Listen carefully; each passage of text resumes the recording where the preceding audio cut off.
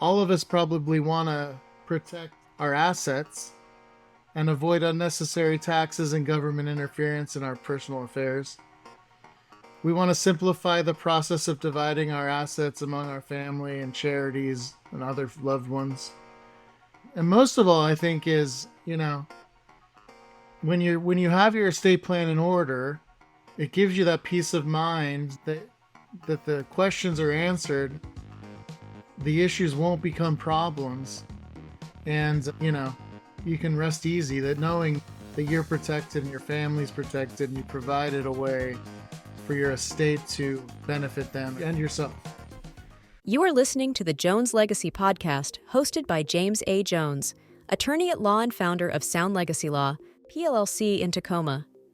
Attorney Jones is here to talk about how best to protect your family, assets, and wealth, pulling stories from his more than 20 years of helping families and business owners protect their assets, create their estate plans, preserve their wealth, and plan for the future. Nobody wants to think about estate planning, but life has a way of sneaking up on you, and at any moment, something unexpected could happen that will leave you regretting not having acted sooner. So join attorney James A. Jones in the Jones Legacy Law Podcast, and together, learn how to plan for your future today and have peace of mind tomorrow.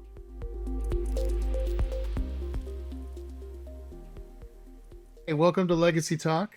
I'm your host, James Jones. I'm an estate planning attorney from Tacoma, Washington. I've been practicing law for about 20 years, and my main practice area is estate planning, probate, and estate administration. On Legacy Talk, we discuss topics surrounding families and estates. Estate planning is often confusing and complicated topic, but my goal is with this podcast is to make it understandable and accessible to those who need it. So if this is something that interests you, I'd appreciate it if you would click the subscribe button, like this episode so you can follow along as we break down the barriers to estate planning. I'm excited to get to today's topic. Today we're talking about what is estate planning and who needs it, so you can protect your family's assets and legacies. So on today's show, we're answering two questions. What is estate planning and who needs it? So let's get to it. First of all, why is having an estate plan important? To name just a few things, we want to be able to protect our children and our families. All of us probably want to protect our assets and avoid unnecessary taxes and government interference in our personal affairs. We want to simplify the process of dividing our assets among our family and charities and other loved ones.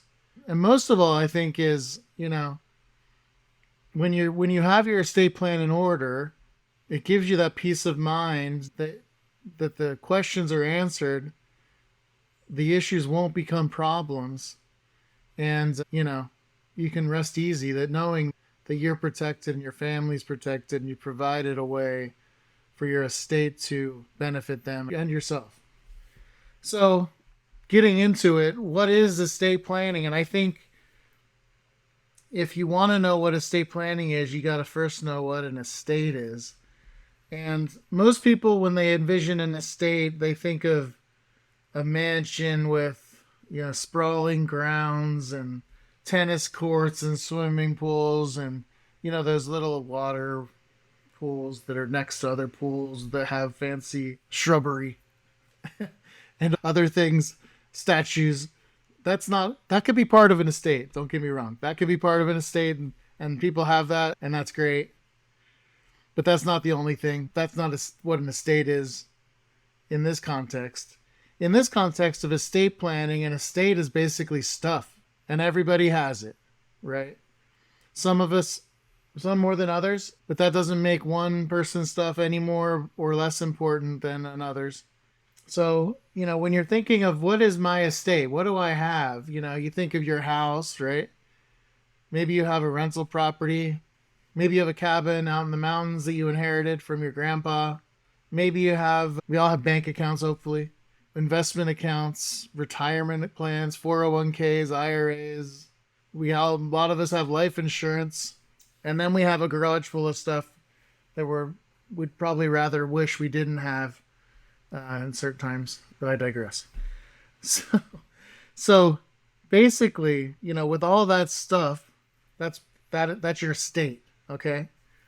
And so planning for your estate or estate planning, it's basically the process of organizing and arranging your assets and affairs to ensure that they're distributed according to your wishes. So it involves more than just writing a will. It involves thinking about scenarios and other legal documents in addition to a will, and strategies put in place to protect those that we love and our assets that we worked hard for over the years, right? And so your estate plan doesn't just consider assets that you have when you pass away or issues that come up when you pass away. It also covers things like what happens if I'm incapacitated? What happens if I can't make decisions? What happens if I have to go into long term care? It should consider your families and special situations there, needs that they might have. Is there a special needs family member? Do I have specific beliefs or religious beliefs that require certain things to happen when I'm buried or interned, when I pass away? Those are the kinds of things that often come up in an estate plan, as well as the normal like taxes avoidance and avoiding probate and all those kinds of things, which are all good. They're all good and they're all important. But there's some other things that we want to consider too. So essentially, a basic estate plan is going to have a handful of documents, right? It's going to have a will, probably, or a trust, or maybe both. A good estate plan should at least have a durable power of attorney for financial decisions and for medical decisions. It should have a healthcare directive so that your family knows what you want to have happen with regard to life sustaining care, end of life care. And so, it's basically all of those documents, including strategies and thought with regard to how do we protect our family, how do we protect our assets, how do we make this as easy as we can for our families to get our stuff and be protected when we're gone, or the alternative, if we're still alive and we're having issues where we've got incapacity issues or long-term care issues or things like that. So those are all the kinds of things that we talk about in an estate plan, and that's essentially the bones of it, right? So that leads us to our next question. So we know what estate planning is, right? We know what estate planning is. And so you probably wonder, the next question is, who needs it? Who needs to have an estate plan? And the short answer of it is everybody does. Whether you're a single guy that's just coming up in the world, no kids, no family yet, you need to know where your stuff's going. You probably should have a power of attorney, right? If you're a young couple with minor kids, you got to make sure that those kids are taken care of. If you're a senior couple that hasn't got any kids left and you're in the prime of your life and enjoying empty nesting, you probably should think about your estate plan to make sure that all of those things that you've worked hard for are protected and that your family's protected if something happens to you. And so, everybody needs it, right? Everybody needs it. And everybody's estate plan looks a little different, right? It's not a cookie cutter list of, well, I got to have a will and I got to have a power of attorney and I got to have a healthcare directive. Well, all those are necessary and most people have them. Not everybody just has that, right? And not everybody needs all of the documents everybody else needs. So when we talk about an estate plan, when I talk to clients about setting up an estate plan, we talk about their specific situation and we talk about their specific assets and we talk about their family and their goals and what they'd like to have happen if they're not able to, or if they pass away, if they're not able to manage their affairs during their lifetime. And so, it's important that we fact find and we know these things, because the ultimate goal is, I want my family to be protected. I want to avoid taxes. I want to make the process easy for my family or friends to access my assets when I'm gone without a lot of money, attorney fees and court fees and hassles and delays. And so So that's my goal as an estate planning attorney, is to sort of simplify that process and make sure that the problems that are, or issues that are out there that may become problems, don't, right? We want to plan for that. And so that's kind of how I view it. And I think that it doesn't have to be a topic where, you know, that's inaccessible. We want to make sure we can talk about it. It's part of life. Dying is part of living, right? Life is part of death. Death is part of life.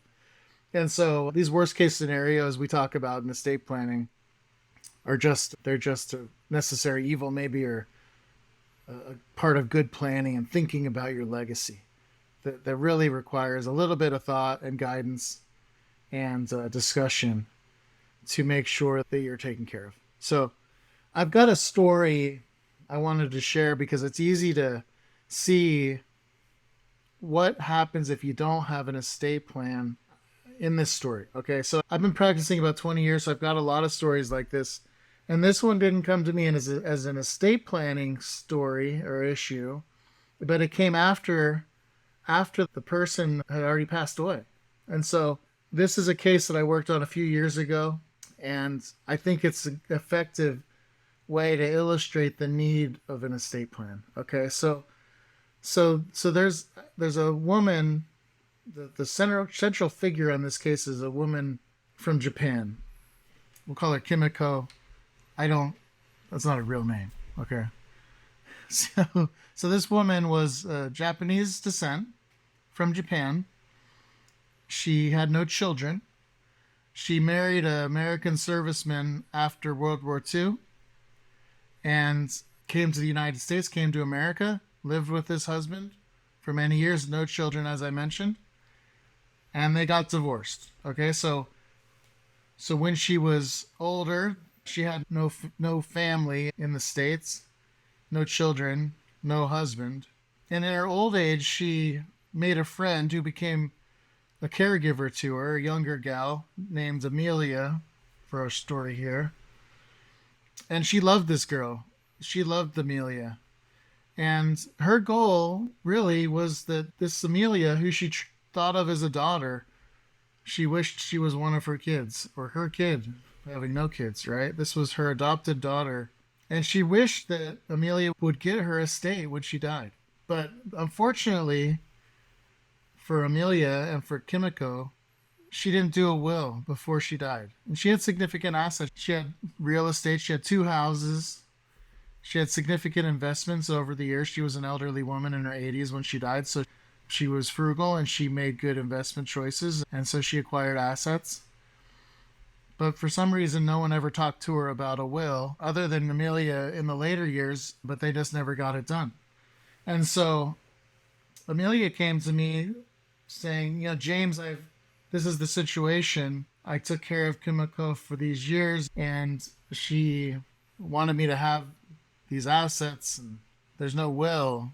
And so she hired me to help her with the probate process, but she wasn't able to be the executor or personal representative of the estate. She couldn't be appointed by the court. She wasn't able to do that. So we called in Kimiko's ex-husband, who was still living on the other side of the country, to come in and act as executor of this estate.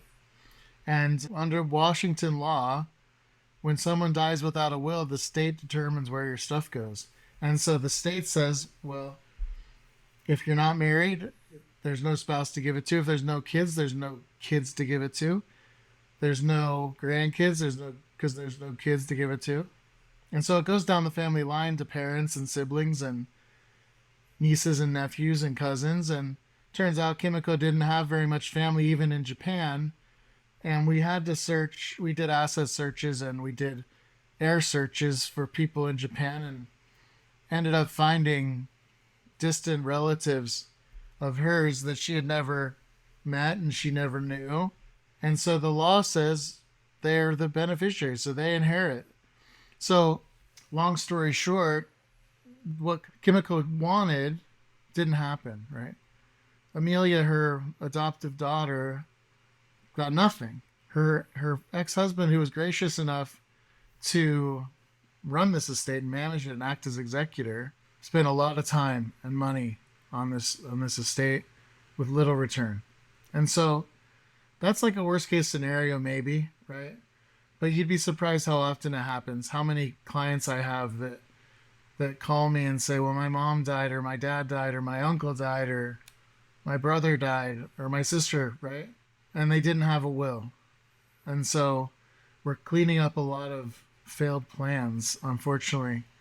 And that's what happens, right? It just leaves questions unanswered. It doesn't allow people to sort of get what they want and have what they want to have happen. So that's kind of the biggest thing, right? That's what I think of when I'm thinking of an estate plan and when I'm drafting one. We don't want this to happen to you, right? When I'm sitting across the table from a client and we're talking about the estate plan, we don't want to have the state tell us where our stuff goes, right? We don't want to have non-relatives have to run our estates, or relatives we don't know run our estates, and have the state determine where it goes and pay extra taxes and pay extra fees. And so, my call today is basically think about it, right? Think about your planning.